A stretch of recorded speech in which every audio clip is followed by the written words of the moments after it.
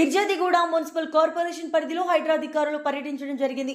అందులో భాగంగా సాలార్జంగ్ కంచెలోని సాయి ఐశ్వర్య కాలనీ, సాయి ప్రియ కాలనీలో వివిధ పార్కు స్థలాలను పరిశీలించి వాటికి సంబంధించిన పత్రాలను తీసుకెళ్లడం జరిగింది. అధికారులతో పాటు దర్గా దయాకర్ రెడ్డి, సుదర్శన్ రెడ్డి, దేశమును శ్రీనివాస్ గౌడ్, దుబ్బాక వెంకటేష్ గౌడ్ మరియు ఆడాల నరసింహ, చుంచు మల్లికార్జున్ వివిధ కాలనీ వాసులు పాల్గొనడం జరిగింది.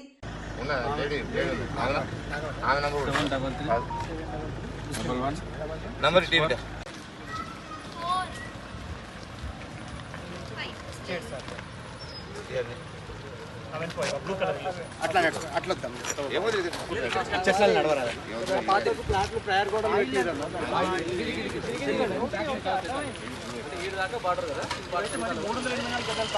$5,300